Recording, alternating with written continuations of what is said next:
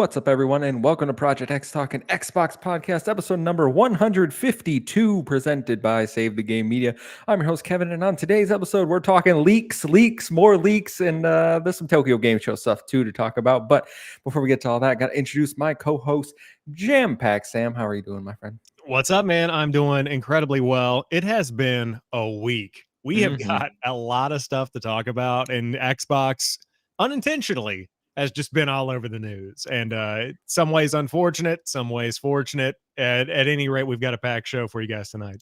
It's funny. I woke up Tuesday morning and I was like, it's been a slow news week. I'm not sure what we're going to talk about on Thursday.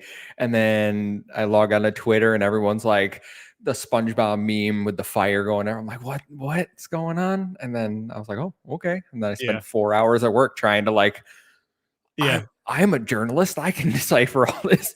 Yeah, I was thinking about that, not to derail the conversation, but obviously, you and I do this as a hobby. It's a part-time thing for us. We just enjoy talking video games. And I have the tendency to fall into this IGN payment required level of analyzing these deals and talking about these moves and stuff.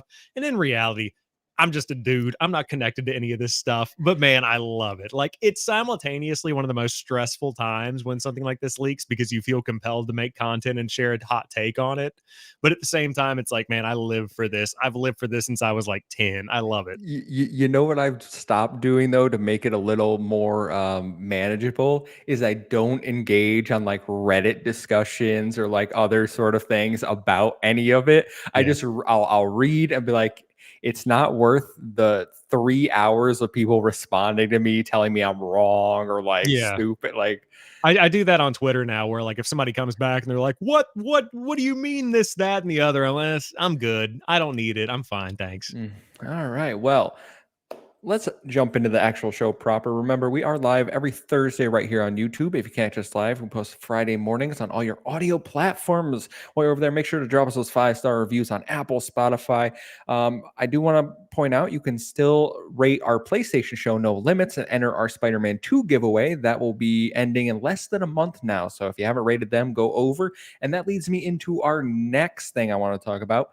Extra Life weekend is November 3rd through the 5th, I believe. It's the first weekend in November. And we announced our grand prize. So for every $10 donation that our Extra Life campaign gets for Team Phoenix Overdrive, you will be entered to win the Spider-Man 2 Collector's Edition. That $250 Collector's Edition can be yours if you just donate to charity, help some sick kids, and help Team Phoenix Overdrive. So if you want to enter, the link will be down below in the description. Appreciate anyone's support.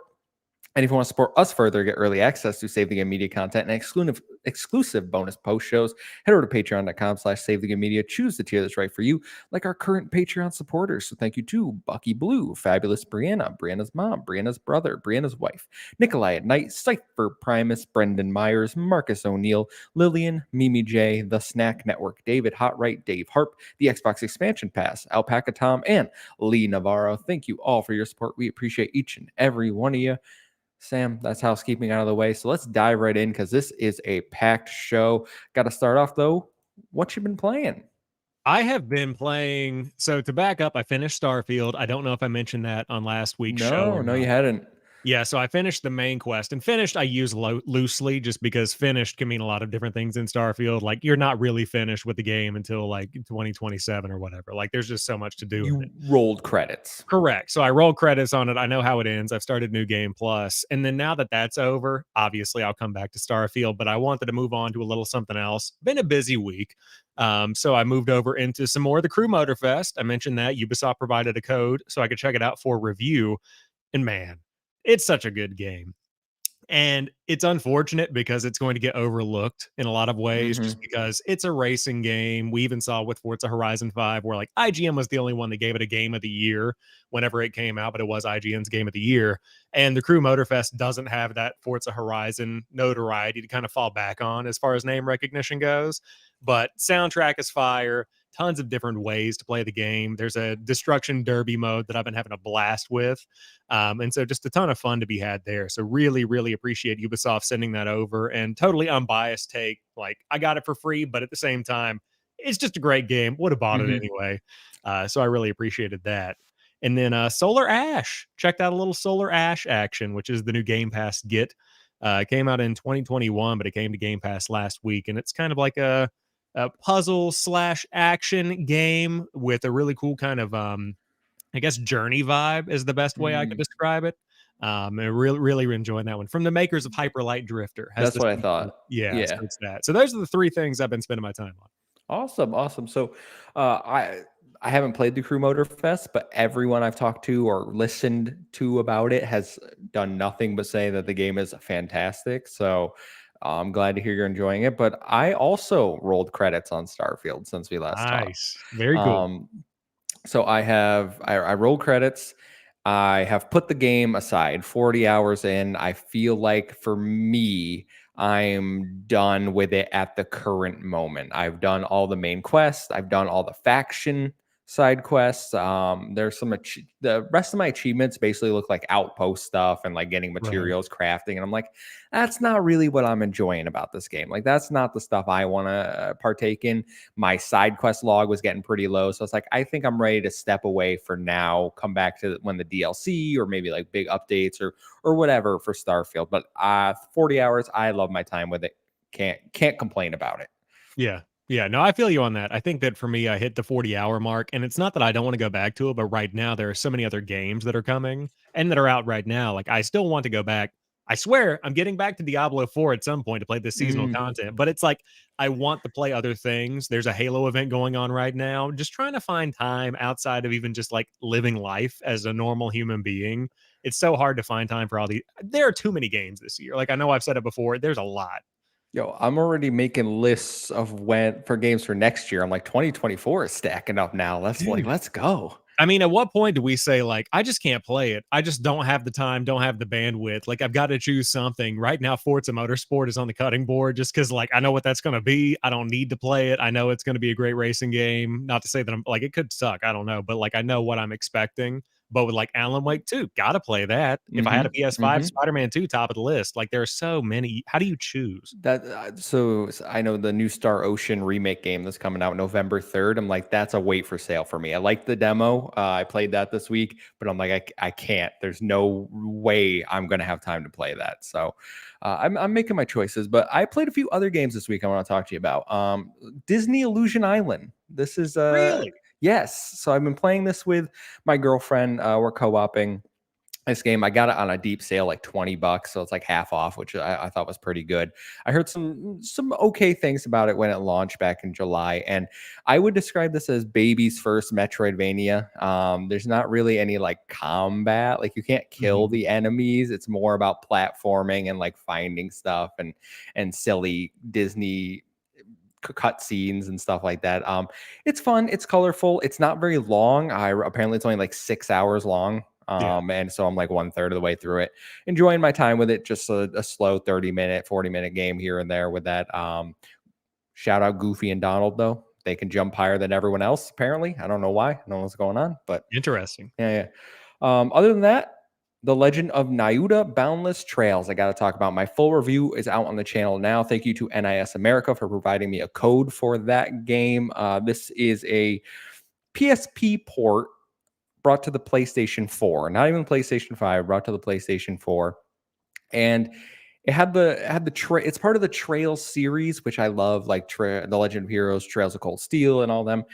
This is a spin-off game, doesn't seemingly have any connection to those games, but it's fun for what it is. If you want my full thoughts, go please check out the review. But it is very arcadey. You kind of like it's more about going into levels, collecting as much as you can, killing as much as you can, getting the high score, getting through it as fast as you can, and less about the story and world building like the other games are. So that was kind of disappointing for me. It wasn't really what I was looking for, but it was fun. Mhm. It was fun enough. I don't regret playing it. It only took me like 9 hours, so really not that Yeah. big of a deal. Yeah. No, that's pretty cool. And Sam, you're gonna like this one, and so will Sean Capri in the chat. Warhammer 40K Space Marine. My man, you told me this, and then I made the connection of like Rogue Ally and Space Marine. Beautiful. Love a good old game that's going to run super well in handheld mode. Yeah, so I got I think it was Steam's 20th anniversary sale. I got the notification that was like, this is $11 right now. I was like, you know what that means? I'm buying it because it's normally 60. And it runs so good on my ROG Ally. I'm getting at 70 to 120 FPS depending on what's going on at all times, 1080p. It looks beautiful. Everything's on high settings. Like I so good. I played it on my PC a little bit earlier today, and I'm like, it looks better on my on my ROG. I don't know, probably because of the smaller screen, but uh, it's great, man. This game is so much fun. I don't care about the story in the slightest, No. but the guns are super fun. The enemies, it's just wave after wave of orcs, and I'm like hacking them up with hammers and axes, and then sniping them. The sniper in this game, I love the Very good. sniper in this game. It's so much fun. So whenever you're playing with the sniper in the game, are you playing on the ROG or the Steam Deck? You're playing ROG, right? ROG, So does yeah. it have gyroscopic aiming in it or no? I honestly don't know. Okay, I I know like don't the Steam think Deck. so. Yeah, I know the Steam Deck touts that. I don't know if it's like compatible with the game or whatever, but it's got the Nintendo Switch kind of functionality where like if you're aiming down sight, you can move a little bit like a mouse. I don't know. No, I don't. I wouldn't. I don't. I don't think so. Okay. I mean, But you're not missing out on a ton, but I'm totally right there with you. Where the Space Marine story, the only thing you need to know is like Technicus Mechanicus is a evil guy, and you need to hit him with your chainsaw gun. mhm, Like that's mhm. all it is. It's like really official government sponsored Gears of War. Like that is Warhammer Marine for me. Space Marine. I'm sitting here playing the game and having a blast. Like I play it on my lunch break, 30 minutes every day because it's not a very long game. It's like 7 hours or whatever, right, for the campaign. And I'm sitting here. I'm like, why did no one tell me that there was like another Gears of War that isn't Gears of War? Because Yeah. that is what this game is. I'm just running, shooting with melee weapons. You have executions like Gears of War. I'm like, this is awesome. Yeah, it's a very good underrated game. I have it on the Xbox 360. I showed that a couple of months ago when I went to Southeast Game Exchange. I picked up a copy, but it's on the list for me to play on the 360 because I want the achievements. And unfortunately, it's not backwards compatible. But Mm. yeah, such a just a fun game. Looking forward to Space Marine 2, just with the scale of what they're trying to do, where you've got these giant swarms of enemies and they're all individual, like Days Gone, where it's got that technology where each of these aliens, each of these monsters is independently coming after you. I just love the fact that they're going to take the chaos and the action of Space Marine and amplify it. It's so good. Okay, well, one last thing. Can I say the jetpack in this game is so much fun? I love boosting into the air and Stomping. then ground pounding Yes. everyone. I will intentionally let people just surround me and then jump up and kill them all. It's That's where it's at, man. so satisfying, this There's so game, much man. fun in that game, dude. It's Oh so yeah. good. I'm glad you're enjoying it. I'm glad it runs well on the ROG too. That's awesome. Yeah, Sean, there's a jetpack, bro. There's a jetpack. Yeah, it's You'll in find certain out. areas. It's like Yes. it's segmented areas of the game, but it does pop up from time to time. And when you do, it's like whenever you get a cookie cake. Like it doesn't happen often, but man, when it does, it's going down. Oh, it hits. It hits just right. It's so much fun. Love. I think I'm chapter 9, so I'm a little over halfway through it. So Nice. I'm making my way, but I'm sitting here. I'm like, I don't know when the second one's coming out. I know it's got 3-player co-op, which is like really enticing to me. But man, can we just put it in next year? Like Yeah. nobody's got room for I it. don't think it's coming out this year anyway. I just can't imagine that at this point in the year with a game that big, they're going to announce anything. Yeah. Well, we'll find out. But that's all I've been playing this week, man. I'm having a good time. Lots of different games, some variety in there. But you wanna jump over to this news section because let me tell you, we got some leaks to talk about. If anyone doesn't want to know what was leaked by Microsoft themselves in court documents, you can just scroll past this. There'll be timestamps to our next story. But if you do, let's talk about it. So first, I'm going to start with the small leaks that came out on Monday before we jump into the big ones, okay? Because these were from The Verge. Tom Warren woke up Monday morning and he literally said, "quote I'm going to leak everything," and he didn't know, I think, what was coming the following day, but he says, first up, Xbox seemingly has plans to add PC games to their current streaming software, while Xbox Cloud Gaming currently streams the Xbox Series X version via the cloud to users. An email sent shortly after Stadia's announcement between Satya Nadella, Phil Spencer, Sarah Bond, and others confirmed that, at least in 2021, there were plans to use Azure servers to stream PC games from the cloud. So, how we feeling here about PC games coming to the cloud? We have the Xbox version right now. Looks like they're looking to upgrade. Yeah, I mean, it depends on what this really means. So, like when I think about a PC game being streamed, what are the specs of these PC machines that we're streaming from? Like, is it the top end where I know, like, for instance, NVIDIA GeForce Now has a variety of different tiers of quality you can get that basically change your gameplay experience. So, if you want like a 4K experience, you go for the top tier of what would be their ultimate version, I guess, or whatever. And then you can get the 720p streaming for free at certain segmented periods of time. So, it probably wouldn't translate over to what Microsoft is doing here, but are we talking about 4090 with a, Mhm. 999,000 whatever, or is it something that's like a mid-range? I don't know what That's I'm a not up P. to date on. I'm sure that's a PC part. Yeah, Yeah, that's 9,000 definitely a whatever. thing. Yeah. I at i9, that's where my knowledge ends. Anything 10th gen, I don't know.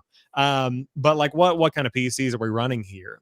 Taking that element out of it, this opens up stuff that we might not have access to on the console side of like games that would work really well on the cloud gaming stuff that we don't currently have on Xbox being able to be streamed. I think it just opens it up to be even wider, especially if it's all just one cloud gaming library and you don't have to pick what version you're streaming and it just works. That's what I think they should go for.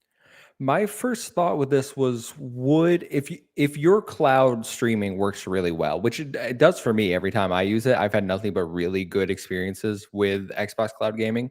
Would there be incentive to play the console version? I'm thinking if there's something like Starfield, where if you get a high end top of the line PC on those servers, right, they're running it at 60 FPS, maybe higher, depending on what you're doing.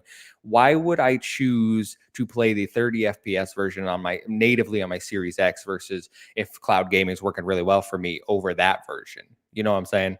Yeah, I mean, it's a super good point. And I mean, even thinking about like if you're talking about console streaming, maybe there's something where they limit the version of the game you can get based on where you are. So if it recognizes you're logging in from an Xbox, you can't access the PC version or something like that. Like that might be Mm. the workaround for them, or there are a number of limitations that could come up. But keep in mind, we're still waiting on like mouse and keyboard support for streaming cloud games from the browser. So who knows how far out this PC stuff is from actually being a reality that's actionable, I guess. Yeah, yeah. I mean, we were supposed to be able to stream our entire library, even off of the ones not on Game Pass, and that still hasn't come to fruition. So Yeah. I don't even know if this is ever happening, but let's keep rolling because Elder Scrolls 6 is all but confirmed to be exclusive, Sam, in a chart provided to the FTC regarding Xbox's approach to exclusives following the Bethesda acquisition. Elder Scrolls 6 is listed as 2026 or later and only Xbox and PC, the same as Starfield and Redfall. Are you shocked? I saw people acting like this was the first time ever that we got this news. I feel like for me, this is not necessarily shocking, but I can't say that I fully expected this like it was just going to be happening out of the gate. Just because with Redfall and Starfield, they're two brand new IP. And we see Phil Spencer going on these shows talking about how each thing is handled individually. They'll assess on a game by game basis. So far it's been pretty much like every new that we're just all exclusives, and I don't know if that was just him beating around the bush or if he knows there are other things that are coming that are going to be multi-plat. But yeah, with Elder Scrolls 6 it just feels kind of strange that I don't know. Like I knew this was probably going to be the case, but to see it in writing, to see it confirmed on their timeline, just really shows like they've learned, if they didn't already know, the value of a good exclusive. And I think that Starfield hitting that 10 million player count, which we might talk about in the show, seeing that success of these games coming right out of the gate as new IP, that's just going to reinforce like, all right, Elder Scrolls can do that and then some. So it makes sense. Yeah. So I've said for a while now, probably a year plus, that I'm pretty confident single player games are going to be exclusive to Xbox and PC going forward. And I think this is how I've always interpreted that quote that gets brought up when they bought Bethesda. Is like legacy content, or like we're committed to keeping that there, and everyone was like Elder Scrolls of Fallout. I was like, guys, he's talking about games that are already on the platform. They're going to Right. keep supporting it. Elder Scrolls Online, Fallout 76. They're doing remasters, like you see, like the Quake 2, right? That came out and everything. So that brings up the question for me. Maybe we'll talk about it later when we get to some other stuff. But like, are remasters off the table? Do remasters of future games get brought to these other consoles? I've always thought Elder Scrolls 6, the next Fallout game, was going to be exclusive. I don't think this is a big shock for me. I think it's a good move business wise to drive people to your platform, especially like you see what Starfield did, where you mentioned 10 million players already in what, 3 2 weeks. weeks. Yeah. 2 weeks. Elder Scrolls is undoubtedly bigger than Starfield, right? So you get Elder Scrolls 6, people see it's exclusive. Like, imagine the bump that's going to get you. Yeah, no, I mean, I think that's right on the money. And you mentioned Quake. I think that even just thinking about it from a business point of view, which some of the emails that came out talked a very in-depth amount about, like how much they're willing to pay to have a game on Game Pass, for example. And they're Mm-hmm. clearly having these financial conversations. And so thinking about how much money Starfield is going to make versus how much money a Quake 2 remaster slash remake hybrid kind of thing is going to make, at that point, Quake 2 would not have turned a profit. I don't know how much money went into the development of that, but they're not going to be able to make a ton of money if they keep it exclusive to Xbox and PC. They'll make a good bid, but to open that up to other platforms for a smaller project like that makes a lot of sense versus Elder Scrolls, where they know it's going to print money. They know Starfield's going to print money. They know Bethesda in general is going to print money. It just doesn't make sense for them to keep it locked down or opened up, I should say, to other platforms when they could still make the money and build that brand affinity with Xbox. Mm-hmm. Spam in the chat says, for actual story continuations specifically, not being able to continue or conclude the story of Doom, Dishonored, Wolfenstein is nothing but a bummer. Yeah, no, I mean, it does suck for PlayStation fans. Like, we're not going to sugarcoat that. Yeah, totally. But it is the reality of business. When you buy something, you can do what you want with it. And I don't think people can be upset about them making business decisions, but they can be disappointed about not getting those games. Yeah, no, I think that I hate to be like that, but it is what it is. I mean, I totally agree that it sucks whenever you have something that you're a huge fan of and then you're not able to complete that. But I mean, on the bright side, we don't know what the future of Doom looks like. Like, will Doom be an exclusive, even though we know that's going to sell tons and tons of copies everywhere it lands, just because Doom is on that same level for a lot of people of like a Call of Duty, where when Doom lands, you know it's going to be good. I Um, I mean, not every Call of Duty is good these days, I but you know, think Doom. I don't know the multiplayer numbers for Doom. Like, if Doom multiplayer is like, right, like, is that big enough to justify? I don't No, see that. No, I don't think that's too big. I've never played it, so I was like, do people actually play this mode? Like, if it's something they can make money off of, then maybe they could Yeah, justify that. But I don't know. I mean, I do still think it's going to be a case by case basis. I mean, you know, looking at the ideas of things like Doom, Wolfenstein, I easily see that being an Xbox exclusive, mhm. especially at the point that I guess Youngblood was the most recent entry in Wolfenstein. I don't know where the BJ Blazkowicz story kind of ended with 2. I played it, but it's been years. Yeah, I mean, no matter how you cut it, if the story is continuing and it's just on Xbox, huge inconvenience. But I mean, you know, they said it from the beginning. If you want to play Xbox games, you got to buy an Xbox or play it on Game PC or Pass. stream it. Yeah, whatever. Anywhere Game Pass is, all right? Let's keep it rolling, because Tuesday morning, we woke up to possibly the biggest Xbox leak ever, with information ranging from hardware to games and more being shared. Before we get into any of that, I do want to say Phil Spencer put out a message regarding all this. He says, quote, "We've seen the conversation around old emails and documents. It is hard to see our team's work shared in this way because so much has changed and there's so much to be excited about right now and in the future. We will share the real plans when we are ready." So going forward, I want everyone to keep in mind that anything we discuss here is not set in stone. There is no guarantee any or all of this will happen, but it is interesting to talk about hypotheticals, potentials, just seeing what's going on. All right. Anything you need want to add to that, Sam? Did I cover it? No, I think that the only thing that I want to add is just that it's a bummer when this kind of stuff happens. And I made a post about it earlier, and it's like, On one hand, I don't want to talk about it because it's not reflective of what we're going to be getting. And it's not really a reflection of what the team wants us to know right now. So it's almost like taking your lasagna out of the oven 15 minutes after you put it in and expecting a full dinner. Like, no, it's going to be cold. It's going to be gross. And so, like, that's kind of the way that I see these leaks coming out early. But at the same time, if we don't talk about it here on this show and we just talk about what's coming out of TGS this week, then we're just putting our heads in the sand. And so, it's an unfortunate situation, but like I said at the beginning, if we're taking this seriously and we're talking about the gaming industry, we've got to cover this news. So that's kind of my take on it. Sorry, Phil, but let's get into it. Let's get into it indeed. So, first up, Microsoft plans to refresh the Xbox Series X console in 2024, but not with more power. Instead, with an all digital Xbox Series X that increases the SSD to 2 terabytes, gives the console a cylinder shape, and an all new immersive controller that will add wanted features like haptic feedback, rechargeable battery, gyro, quieter buttons, and more. So, I think this is one of the biggest announcements because we've heard them talk about we're not doing a mid-gen refresh, and I think this is I've seen people call this the mid-gen refresh. And when I think of mid-gen refreshes, I think more power. This is more of just a redesign for the console, in my opinion. But for me, the big thing I'm not here is that controller, right? Yes. Yeah. The controller looks very, very interesting. Personally, hate the color scheme of it. Do not Mm-hmm. like the Oreo Mm-hmm. look. Not a fan of that. Got the Starbucks black and white cookie look to it. Nah, not a fan. But going back to the console first, I think we're at a very transitional point where this is almost going to be a test of if we put out a digital mainline Xbox that isn't the cheaper model, that isn't the entry level model, will people adopt it? And let's throw in double the storage space on this so people really can feel unbridled in installing their games and playing them.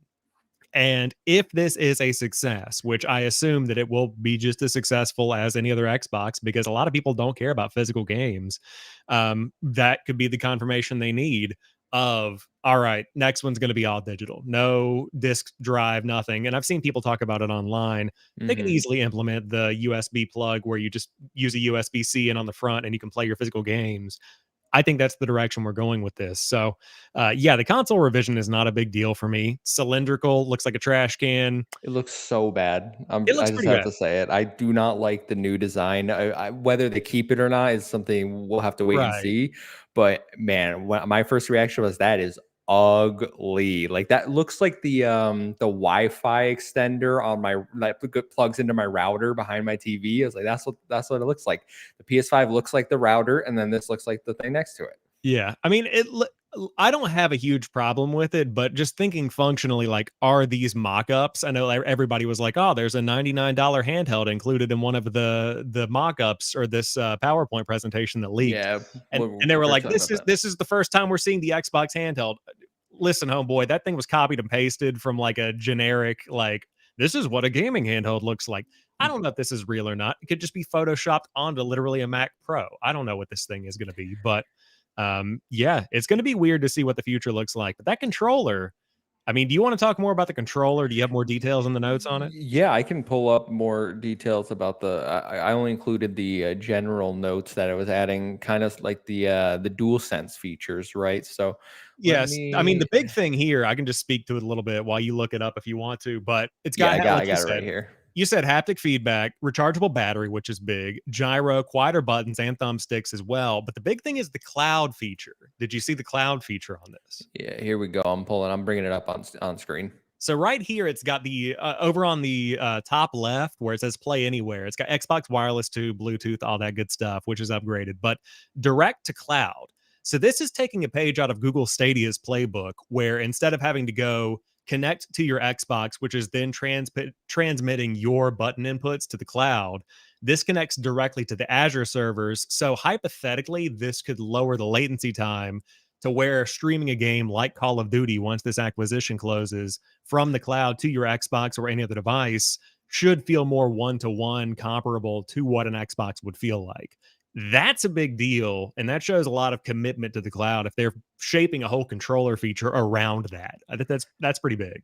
I think that's a common trend we've seen a lot of these documents, some that we'll talk about and some that we won't, they were very focused on cloud in these documents. They really were like, we're going to have this controller, that we expect this much growth in our cloud business, which kind of goes against what we heard during the trial, where they were like, cloud is just a subsection. It's not like a main part of the business, right? Like that is the um that's what they kept telling us to get the ABK deal through. Whether that's true or not, whether they believe that, remains to be seen. But I like all this for the controller. I think people personally, I don't mind the current controller. I would have been fine waiting until until the next gen for a new Totally. controller. But I think the DualSense really got under some people's skin and really were like, Xbox, you got to do more. Like PlayStation innovated on their controller, right? And I like my DualSense. I think it's the only good PlayStation controller, if I'm being honest.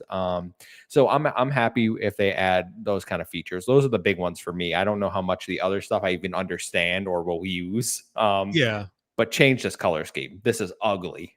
Yeah, well, they also had on that timeline where they are going to be adding this to the design studio. So you're going to be able to make your own color scheme. I don't know if it's going to have the black white combo.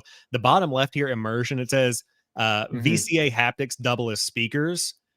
Gonna need more info on that because are you telling me this is gonna be like the DualSense where, or even the DualShock 4, where it like talks to me? Like if somebody's coming through the radio, am I gonna feel that in my grip?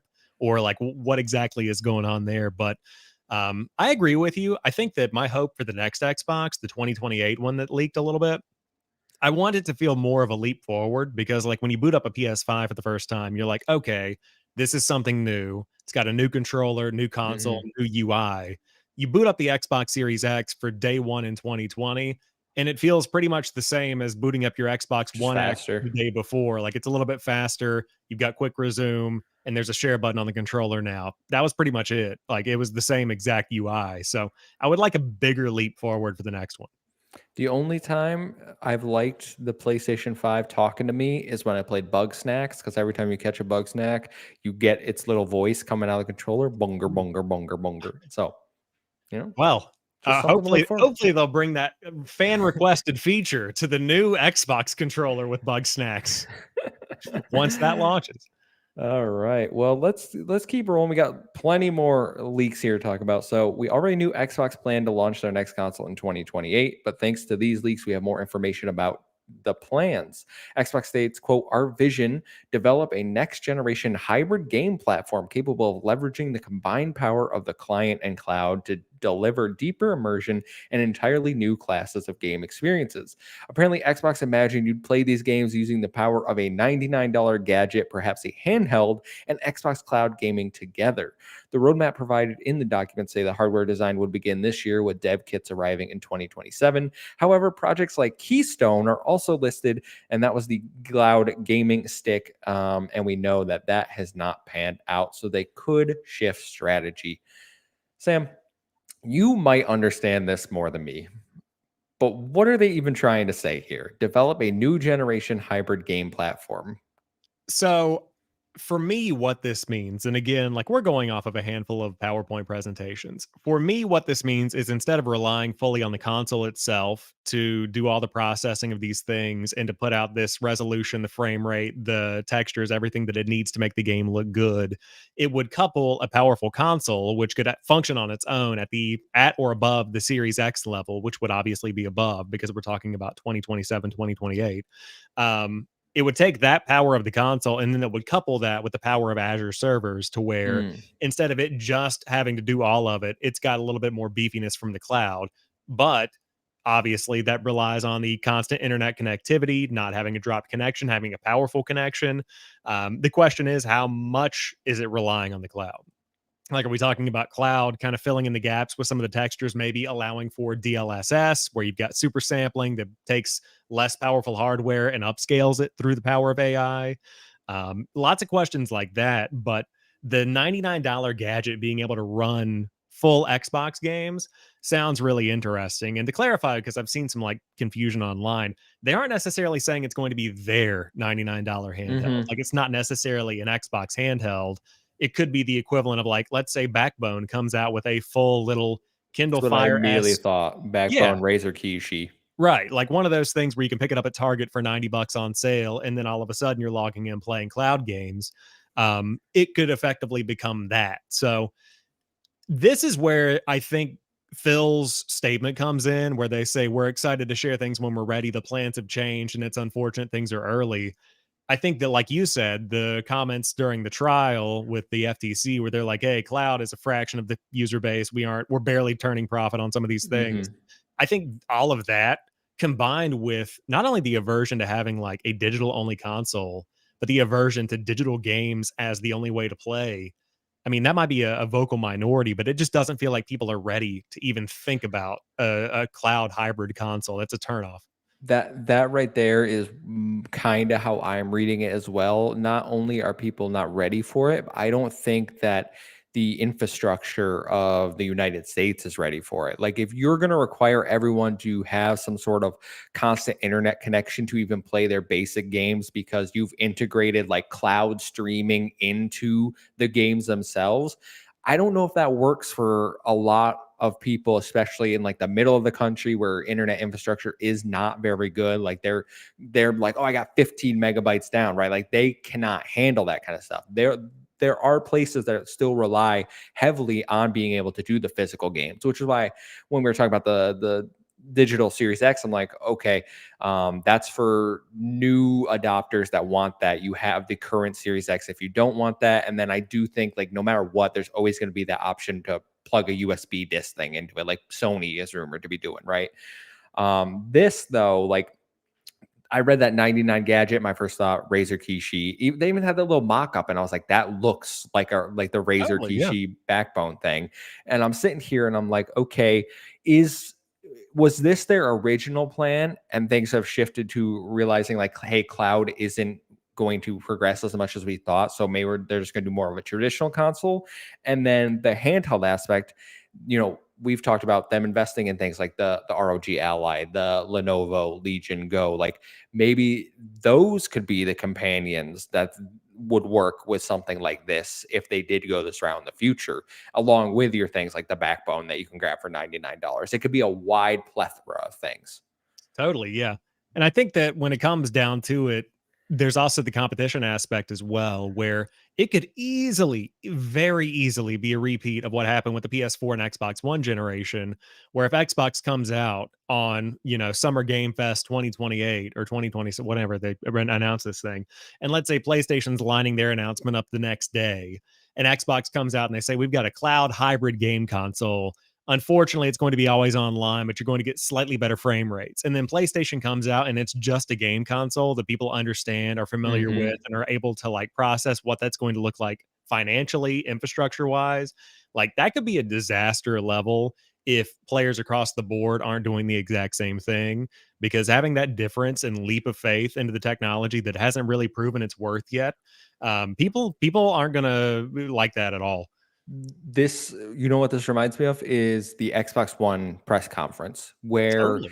everyone heard about like always online DRM, right? And they just heard these words and then got scared. So like it killed the Xbox One right off the bat. Like they didn't have a chance even after they backtracked on some of those things.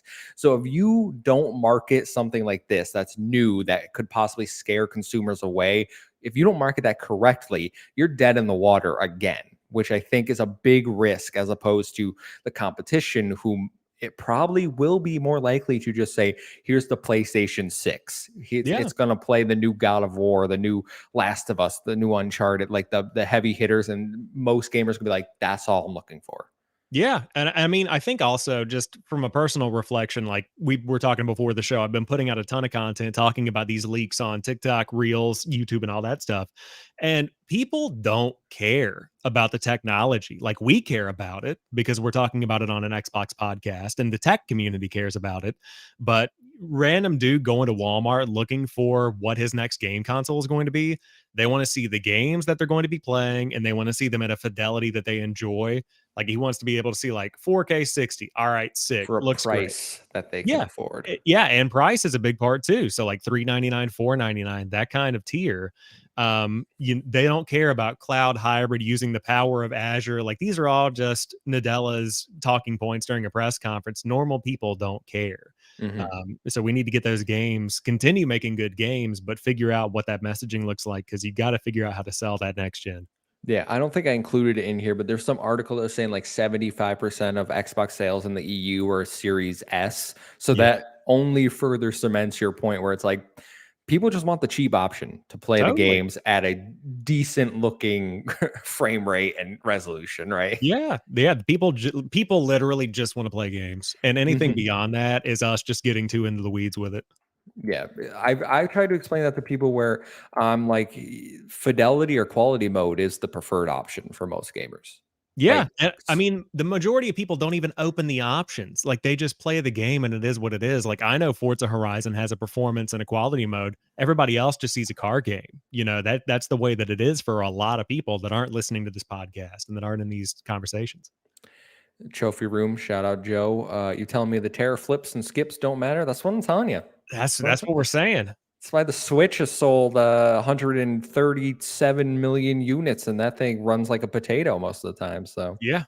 And the next one's gonna sell just as much as long as it's not a weird Switch U. We'll see what happens. well, speaking of Nintendo, we got a leaked email from Phil Spencer. Apparently, he would like to buy Nintendo in the future. So, in an email exchange from August 2020, keep that in mind, everyone. Phil Spencer, and this is a long one, was discussing acquisitions with two marketing executives. Phil Spencer wrote to Takashi, I totally agree that Nintendo is the prime asset for us in gaming and gaming today. Gaming is our most likely path to consumer relevance. I've had numerous conversations with the LT of Nintendo about tighter collaboration and feel like if any US company would have a chance with Nintendo, we're probably in the best position.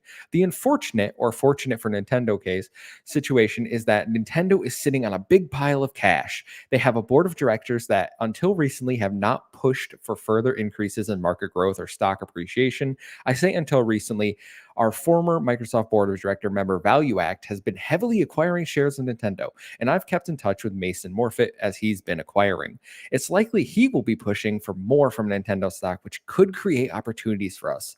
Without that catalyst, I don't see an angle in a near-term mutually agreeable merger of Nintendo and Microsoft, and I don't think a hostile action would be a good move, so we're playing the long game. But our board has seen the full write-up on Nintendo and Valve. People I want to point that out. People do not notice that he says and Valve in this email. And they are fully support on either if opportunity arises, as am I.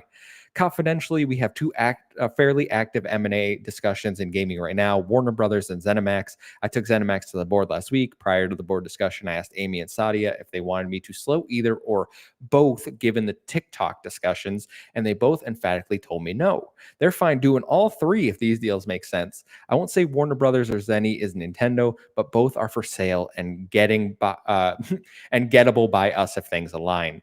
Biggest obstacle in Warner Brothers is IP ownership. We wouldn't own any of the IP, which hurts long-term flexibility.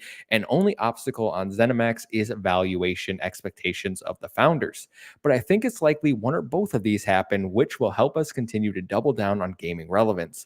To give a sense of scale, ZeniMax is about to the size of our current first-party studios, so doubling our assets. Downsize is it's more core, less broad, not mobile, more North American, Europe. I love this discussion and value you looking at opportunities here. At some point, getting Nintendo would be a career moment, and I honestly believe a good move for both companies. It's just taking a long time for Nintendo to see their future exist off of their own hardware. A long time, smiley face. How are we feeling?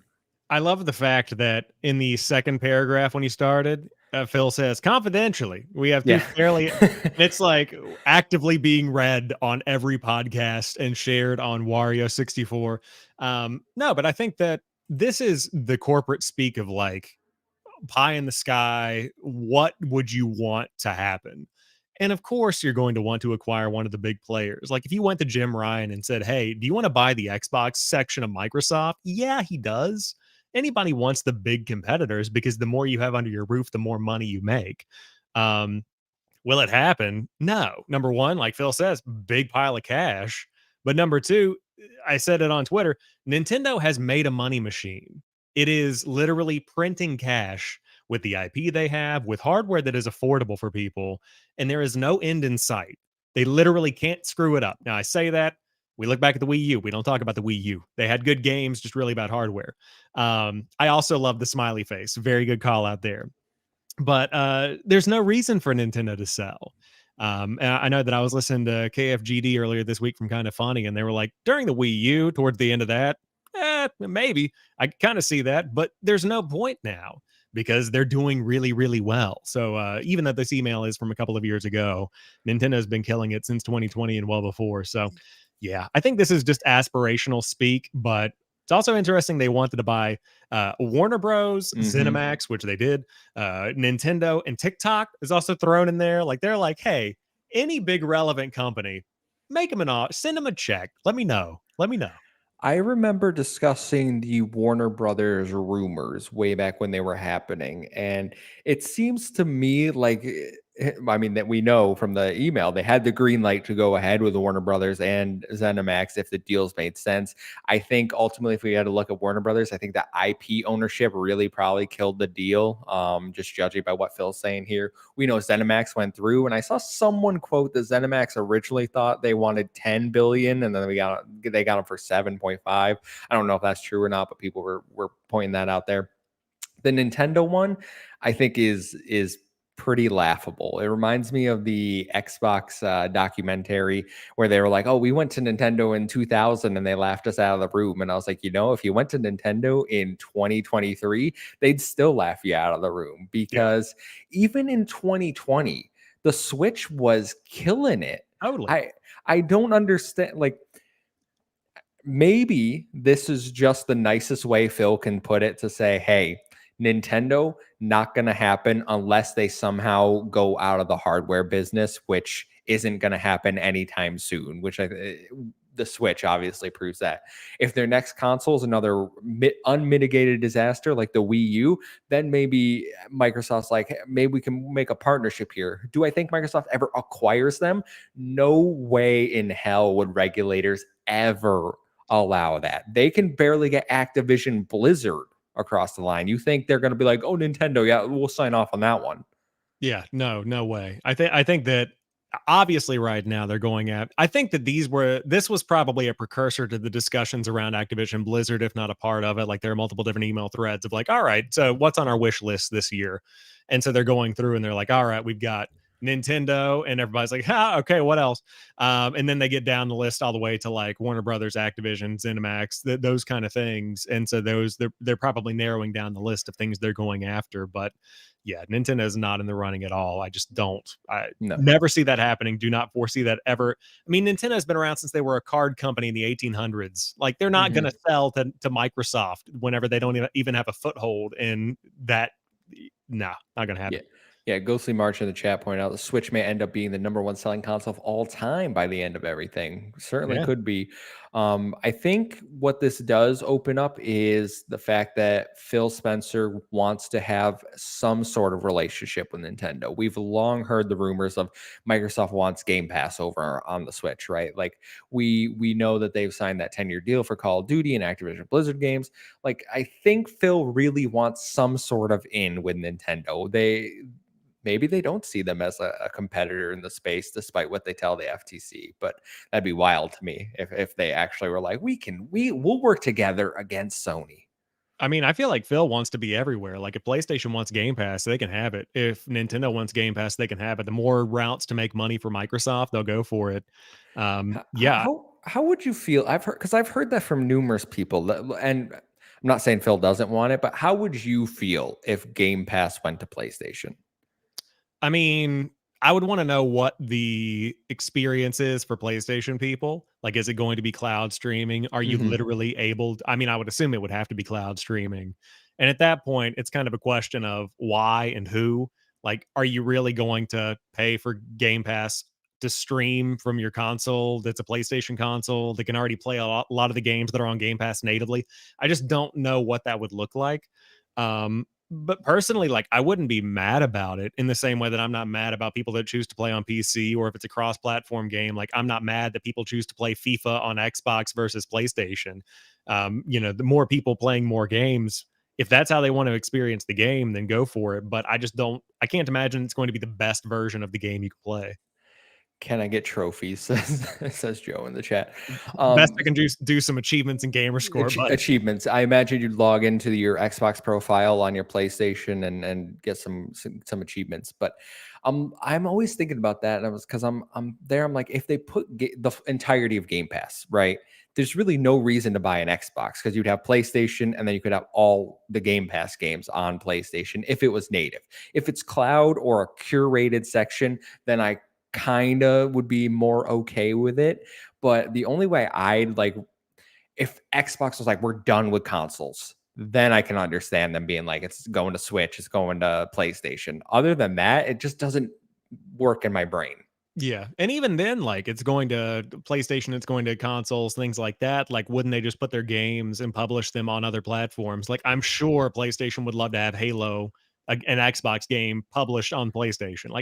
They would probably just go native like that. But I think it makes more sense for them to expand those TV lineups. And like they've got, if they're talking about cloud, keep on with the Samsung partnerships, build one with Roku where every Roku TV has Xbox built into it, where you can just stream it, hook up a Bluetooth controller, and rock with it. Because even if you have a PlayStation, you've got to have a TV to play the PlayStation on. And the majority of TVs, if not every TV you buy today, already has those smart apps built into it. So like keep doing that. Mm-hmm. Well, let's keep rolling here because next we got the Bethesda game release calendar as part of these documents. So we now have an idea of games potentially coming from Bethesda in the future as their title release schedule has leaked. According to the schedule, next year we should be getting Indiana Jones, an Oblivion remaster, ESO expansion, and Starfield DLC. The year after, we'll see Doom Year Zero and DLC, Project Kestrel, ESO expansion, and Project Platinum. The last documented year list Elder Scrolls, Project Kestel expansion, licensed IP game, Fallout 3 remaster, ESO expansion, Ghostwire Tokyo sequel, Dishonored 3, and Doom Year Zero DLC. All these dates are obviously scheduled to change. These weren't even, this is my best estimation, by the way, because none of the dates were correct on the leak document. Like Starfield was supposed to come out in like 2021 or something. Yeah. So this could be a few years off, but if this all holds, we have an idea of what Bethesda has in the pipeline. Yeah, I mean, it's a solid lineup. I'm going to be real with you. I'm very excited about what's coming. I know that I put out a video on it, and Dishonored 3 was a big one that people were like, okay, like, let's get back to the roots. We're not doing any more Redfall stuff, just going all in on Dishonored. Love the idea of Doom Year Zero. Don't know what that looks like, but more Doom, it makes me happier. Glad to see that. And then the mystery projects are exciting for me. Like, what is Castrol? What is Platinum? What is, all this, who knows what those are going to look like, but Bethesda's got some stuff cooking over there, clearly. Very exciting. And Yeah, Ghostwire Tokyo. Love that. I was pleasantly surprised to see a Ghostwire Tokyo sequel was planned because I think that game is pretty good and I would love to see them build upon it. Dishonored is a game I've never played. I know my brother loves the first two. He's a big fan of that. Doom Year Zero, I'm here for. After Doom Eternal, I'm in on that. Fallout 3 remaster, I think, is a big one for people. I think it'd be a disservice not to talk about Fallout 3 because I've long been like, how are they going to get Fallout out the door? Because they have Starfield. We know Elder Scrolls 6 is next. Where does this leave Fallout? And that timeline would be 2030s at the earliest for a next new Fallout game. Is Fallout 3 remaster enough to hold people over for possibly a decade? I mean, what does it look like? Are we talking about Fallout 3 and the Fallout 4 engine? Are we talking about Fallout 3 and Creation Engine 2? Are we talking about a Fallout 3 remake by like maybe published by Bethesda but put out by a third party? Like there are so many ifs and what ifs about this one. It's kind of hard to say, but I mean, Fallout 3 holding people over for a decade. I don't know about that one. That's a whole lot, but I think what they should really do is just double down on Fallout 76 content. That's what Oh, they that's that's what like, they that's what yeah, they're yeah, leaking for. that's what you're banking on, huh? Wow, okay. No, I'm kidding. Please don't send me angry emails. I want to know what these hidden projects are. There was another project listed in here I didn't include because it was in one of the earlier years, and that was Hi-Fi Rush. Like if you Google it, it comes up as Hi-Fi Rush now. So Oh, okay. that one did come out if anyone's looking at the actual slides. Oblivion remaster, I think we talked about a few weeks ago. There Yeah, was that that news came out. rumor. Yeah. So that one looks seemingly to be an accurate rumor, and they're continuing with the ESO expansions for the next few years. So I don't know. I think this is a good pipeline. I'm excited to see what's coming. They have apparently another licensed IP game outside of Indiana Jones. What is that? Like, I have no idea. Yeah, who knows? I mean, that's the fun thing is that while these leaks show a lot of what's potentially coming, there's also a lot of like, what are these things that are still TBD? So I'm excited to see more of it. I do wish that, I don't know, like Fallout 3 and Oblivion remasters are one thing. I feel like Oblivion is getting to the point. It still holds up well, don't get me wrong, but Mhm. it's like, why not remake it? Put a little bit more resources behind it and kind of make it feel with Fallout 3, I guess it's a little bit more difficult because Fallout has a specific feel, and the same could be said for Elder Scrolls, but it's just like, will it feel antiquated and old, and will it really do what it needs to? I don't know. Yeah, and will it be better than the playing it through backwards compatibility and getting those Yeah. Series X FPS boot? Like, is it going to be better than what we can do right now? Yeah, Because it is it needs to gonna be be. a Quake 2, or is it gonna be like a real remaster where it's like, actually a big improvement? I don't know. Mhm. Well, last thing I want to talk about from the leaks, we got an idea of Game Pass potential costs. One of the leak emails between Phil Spencer and Sarah Bond highlighted how they choose third-party games for Game Pass and gave us an idea of the cost to put these on the service. So I want to pull this up over on. Oh, that's not what I want. It's over on Imgur. I never know how to say this website name. I think it's Imager. Imager. That makes way more sense. Yeah. I could be All right. wrong, who knows? So here's the email, and here over here we get an idea of how they rank the games. First of all, I thought was very interesting. We can just go to the slide by like likely to close, low to medium, wow factor. I thought that was a really funny one. Like, is it will people be excited about this? And then they have notes, and some of these notes I don't understand, like the hours. I'm not sure what that means. I like that they're wild cards. The like what could potentially get in the way of this deal. But these were some of the ones they were looking at. So we got Lego Star Wars, which we know did come to the service at some point, and they expected to pay $35 million for that game. That's wild. And is this day and date? Um, time did it come out in April 2022? Because if yeah, day and date. Yeah, Or so, wait, like, day these are and the date plus estimations. 180. So these are estimations. Yeah, so, like, man, I mean, obviously, we're talking about very popular games that are driving a ton of revenue. I get that. But just thinking conceptually about 35 million, was it, for Lego Star Wars? Hmm. I mean, dude, that is a ton of money. Are you going to effectively be able to make $35 million off of including Lego Star Wars and Game Pass? Like, what's paying for this? I don't understand, because I know, like, we know that it's making a ton of money, but is Game Pass subsidizing the cost of this to that degree? Well, I think we've had the idea that Microsoft is taking a loss leading position on this, right? Like they have to be hemorrhaging money at some point. Like I know Game Pass makes hundreds of millions a year if everyone's or a month if they're paying full price. And I think we just saw they make 16 billion in revenue every year. Xbox are like the fourth highest. So that's a lot of money. But if you're dishing out this kind of cash all the time for third party games day and date, or not even day and date for some of these, you're going to burn through that really fast, which is again goes back to my point. Game Pass's future, first party and smaller AA indie titles. Yeah, I mean, again, we're talking about Dying Light Microsoft. 2, 50 million. It's not even like conceptually in my realm of reason to be able to think about spending this much money in my lifetime. Mm-hmm. Like this is literally the cost of getting Lego Star Wars on Game Pass is how much money it's going to take to keep me alive until I'm 250 years old. Like it's not even in my realm of reason. But I don't have any other comment on it because I literally am speechless. Like it's so much money to get these games on the service, and some of them are like not even things that are going to make a ton of cash. I just don't. I don't understand. Like Dragon Ball The Breakers, that failed live service asymmetric multiplayer game from Bandai Namco. Apparently, would have cost them 20 million to put on the service. Yeah, it's I don't, insane. not worth it. Not worth it personally. What I do like right here, I don't know if you've seen this, Red Dead Redemption 2 day and date for Gen 9. So they're looking at, did they just leak that Red Dead Redemption 2 is getting a native Series X and PS5 port? I mean, I would hope so. It's about time. 5 million a month, apparently. With rookie numbers. I mean, like, what does that look like for? I mean, the $60 million a year for Red Dead 2. Hmm. That seems like we're talking about Take Two, probably in the realm of reason. Like they'd probably sign on for that, especially since this is like the second run.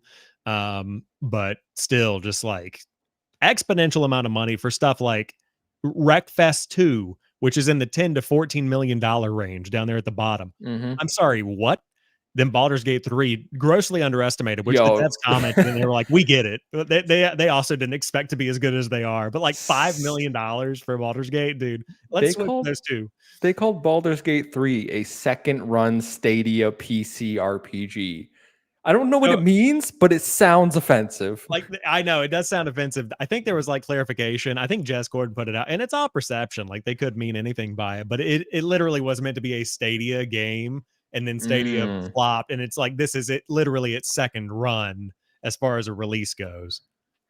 This one I like. Gotham Knights is actually listed on here and Yes. expected 50 million to ask. And day and I think that means day and date plus not like, does that mean it'd be 140 for day and date for them? We know Gotham Knights is coming. Oh, actually, we don't because we haven't talked about it. But Gotham Knights is coming next week or something to Game Yeah. Pass, which is a while after launch. But did you think they paid anywhere near 50 million? I would say probably not after the Nah. reception of that game. Absolutely not. I think that if this I think that maybe what happened is like they came and they said, "All right, we're interested in Game Pass." They came back and they were probably like, "Well, huh, if you want it at launch, it's going to be 85 million." And then they held off and then the reviews came out and now they're coming back like a year later and they say, "How about 12? How's 12 Ooh, million sound?" I like this second slide because these are a lot of the big upcoming ones, like the Yes. new AC game, 100 million, Suicide Squad, 250. Where do you get off, WB? That's wild. Yeah, and by the way, the Assassin's Creed Rift, that is Mirage. That was the code Yes, name for Mirage. yes. So with the expected partner ask of $100 million, I mean, for a $50 Assassin's Creed title that was based on a DLC that just spun off into its own thing, that's a ton of money. Hmm. It's Jedi Survivor, 300 million I expected mean, partner ask. you're paying George Lucas, you're paying Disney, you're paying EA, and you're paying EA's partners. Like that's a lot of money to get a Jedi game on your service. And even then, like, is it? That probably would be worth it, but for 300 million, you're pushing it. Mortal Kombat, they also expected 250. That's crazy. So, like, obviously, a lot of these deals did not go through, probably Mhm. because Xbox was like, we can't afford to Yeah, put that in the service. But I think this is a super interesting document to look at and just get an idea of like, this is how much it costs to put games in the service. Like in my mind, it's like, oh, a few $100,000, and in reality, it's exponentially more yeah. expensive. I mean, it's just like I wonder if there's like the people behind Party Animals that are over there, like we got $75,000 Yeah, I and would love to see indies listed on here. like it would Like, I would love an indies list of like let's see what random game gets thrown in here and they're like we'll give you $3,000 and then it's just yeah it's just well, it's a laughable amount.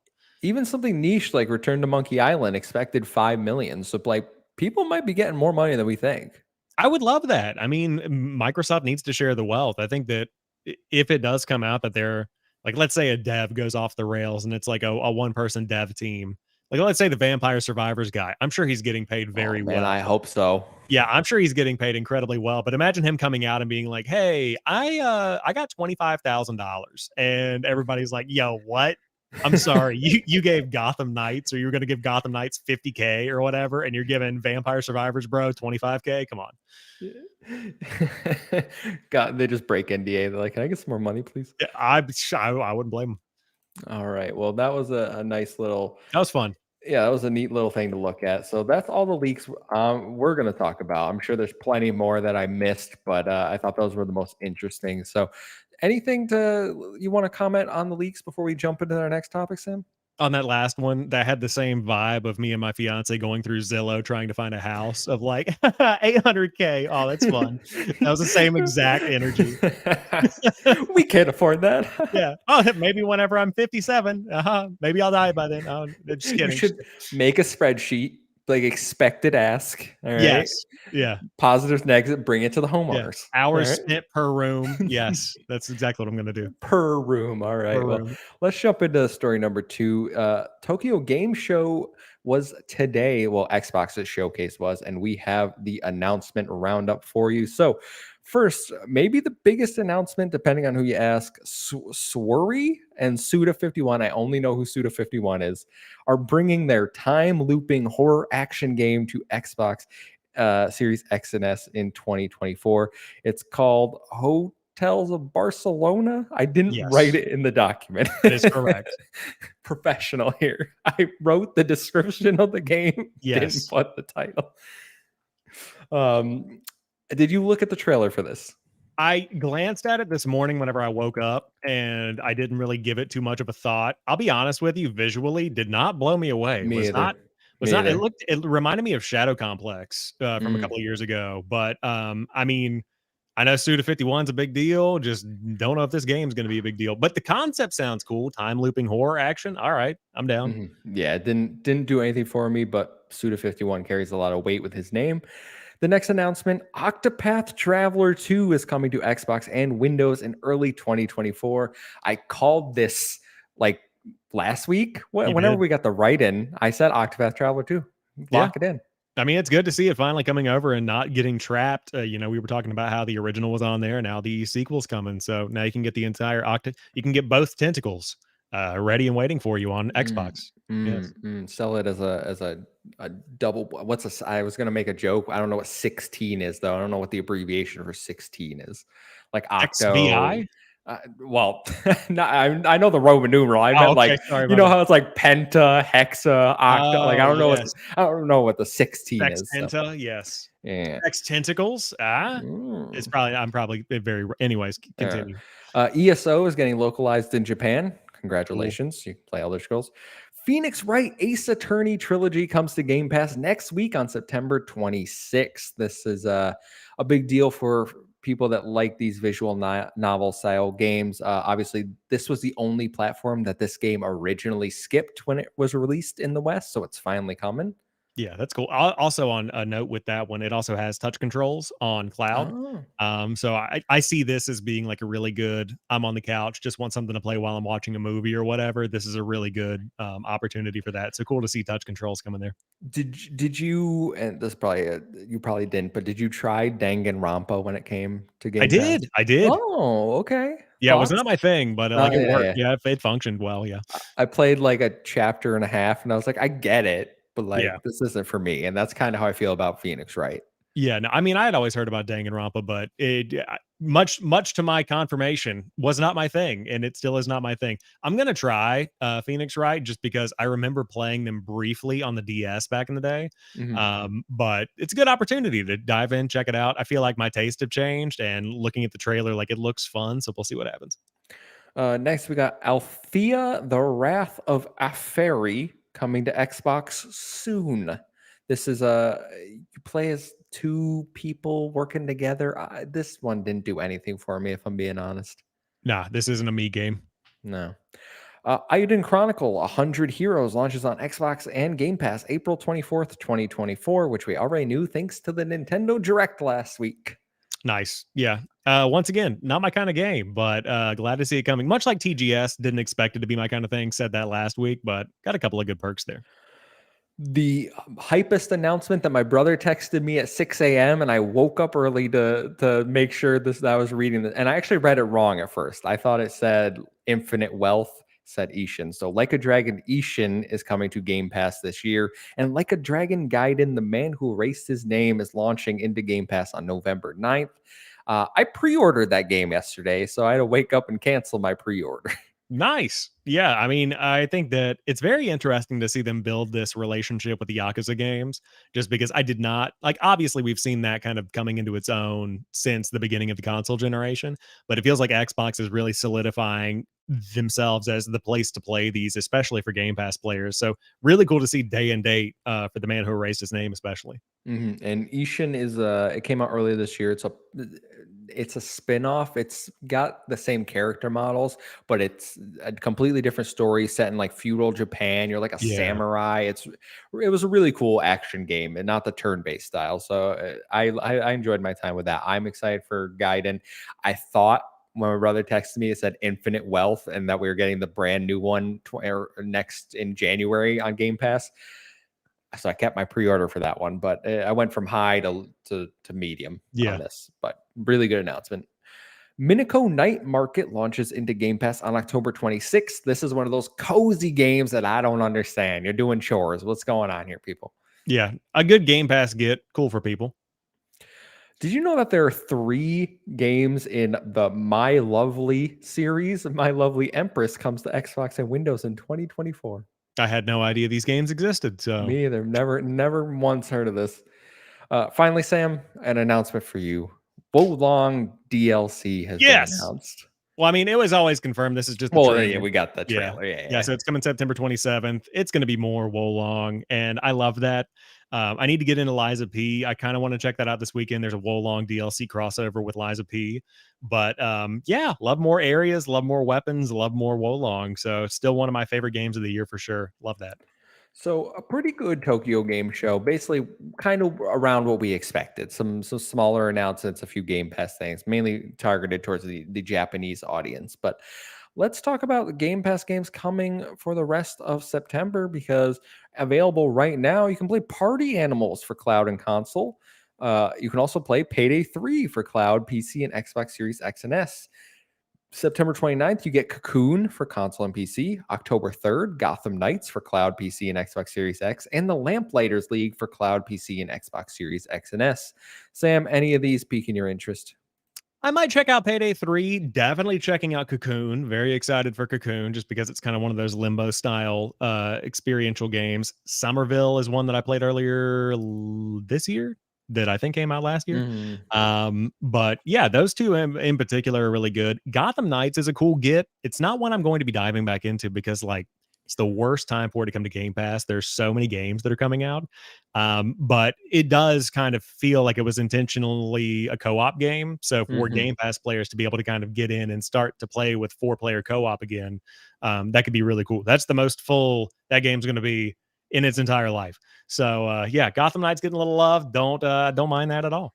I had fun with Gotham Knights. I actually won it from our friend Luke Lore over Xbox Expansion Pass whenever it launched. Was that last year? Yeah. I won it. I played the whole thing co-op. It was fun for what it was. I didn't nearly have many issues as other people had with the game, but I also didn't go into it with super high expectations. I wanted a fun co-op Batman game, and that's what I got. So Yeah.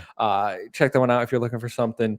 Party Animals, I think, looks like a fun gang beast style game. So I'm interested to see if we can get some people playing that. Payday 3, I don't know. I'm still on the fence. I haven't heard good things about it, to be fair. It just seems like it's Payday 2 with a 3 in front of it. Like it just doesn't do much. Also, Yeah. Party Animals got an Ori in the Will of the Wisps Yes. crossover during Tokyo Hmm. Game Show. That was cool. Lamplighters League, I'm actually going to try because I'm going to guest on a friend of the show, 1 hour, one decision. They play 1 hour of a Game Pass game and then make a decision if they should Oh, continue or not. So I'm going to try that one out and guest on their show in a few weeks. So nice. that's a tactical RPG, I think. So Yeah. it's got its audience, but Yeah. Let me know how yeah. that one is. I'm curious about it, but like does not look like my thing. Yeah, Vibe it's wise. Just not my vibe. yeah.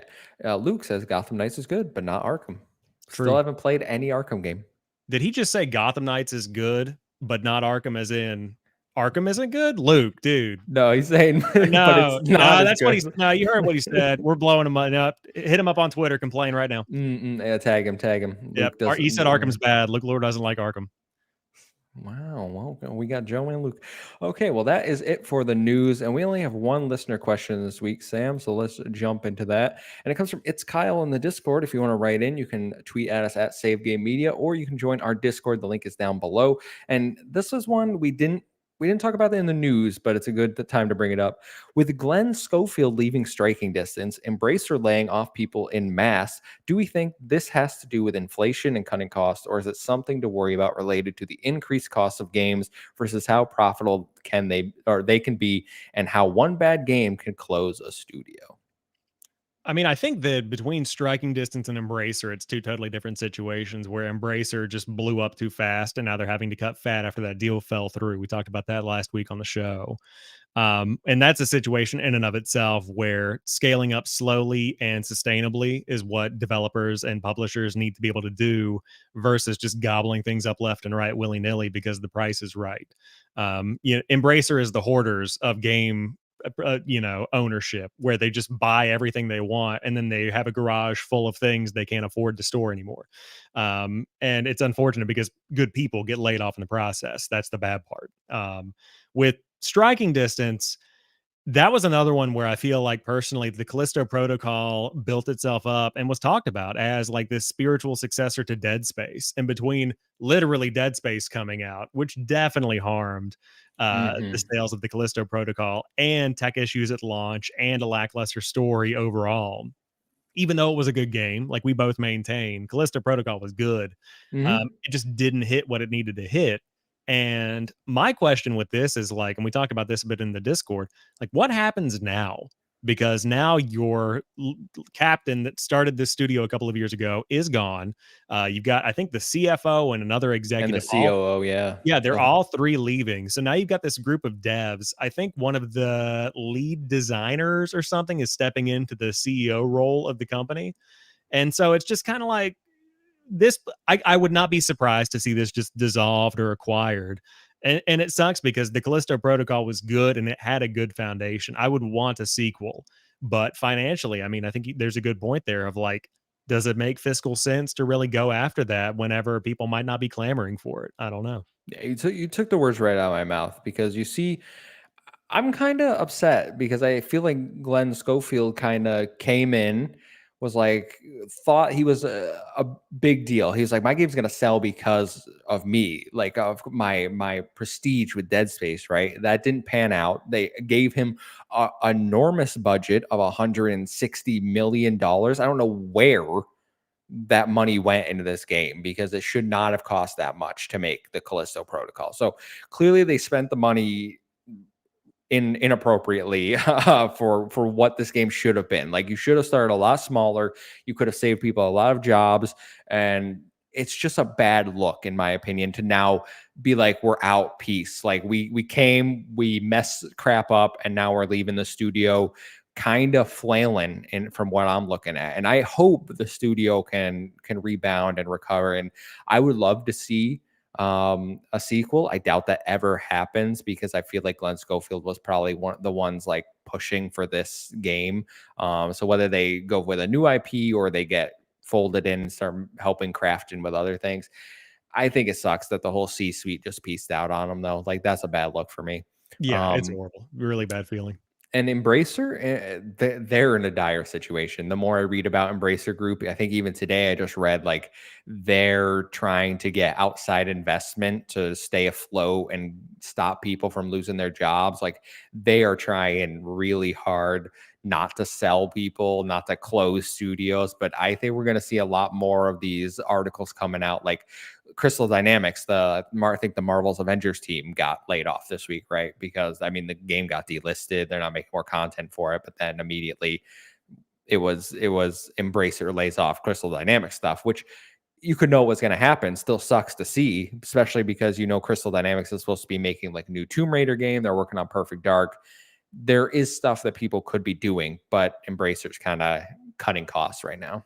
Yeah, no, it's a huge bummer all around. And I mean, a healthy industry makes good games, and parts of the industry are healthy right now. Some parts are not. It's a weird time. So As always, just a bummer to see people lose their jobs, especially when they're talented people. And like I said, the Callisto Protocol's got some standout moments in it. Hmm. The Avengers has some good fun in it. It was more of a victim of the live service trend than anything. But I agree. yeah, it's just a huge, huge bummer all around. Yeah, one of the one part of this question I like is how is it something to worry about related to the increased cost of games versus how profitable they can be and how one bad game could close a studio? Absolutely, because it's not mentioned in this question, but you look at the team over at Ascendant did Immortals of Avium, right? They lost basically half their studio because they put out a game at the wrong time and it flopped. Like from what I've heard, the game is not has not sold well at all. Like like tens of thousands of copies as Yeah. opposed to hundreds of thousands, millions. I mean, they were always fighting an uphill battle with Immortals of Avium because like it visually had some good elements in the trailer, but brand new IP with generic man number 3 as your main character, and then it comes out in a year that's completely packed with like AAA crazy quality content. I've said it on multiple shows before. If half of the games that got sevens came out this year or last year instead of this year, they're all Hmm. game of the year contenders because there was nothing last year.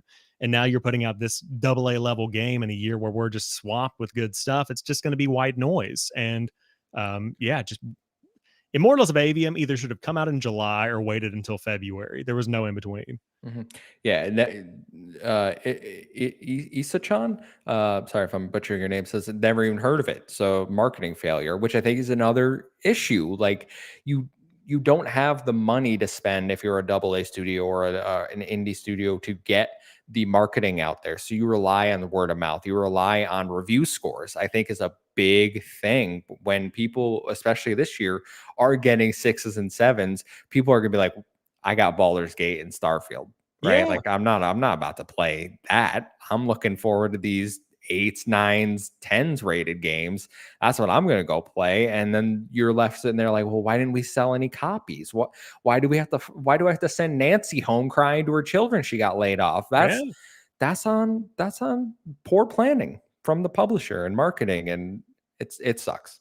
Absolutely. But I want more leniency with studios, especially if you're owned by someone like EA or these big third parties. Give your teams a little more leniency on their first title. All right, don't Totally. close the studio.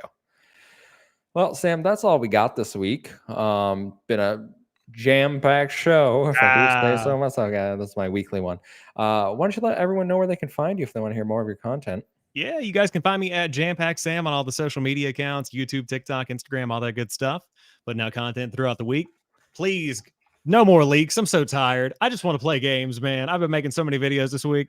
But no, in all seriousness, it's always good to be here and talk about the gaming news, especially on a week where we got some spicy stuff to dig into. So appreciate the opportunity, man. He hasn't seen his fiance in days. Yeah, It's just the computer screen. it's just been these two monitors and this camera. That's it. That's all it's been. You like have a little clipped picture, like you're at war of your fiance up in the corner, just like Yeah. waiting, like Yeah. one day. Dearest love, day 3 of the Xbox leaks. Yeah. Well, you can find me over on X at the Muffin Mon. It's a 107I and 07A. Follow us at Save Game Media to stay up to date with all the latest. Until next week, we'll see you. Goodbye.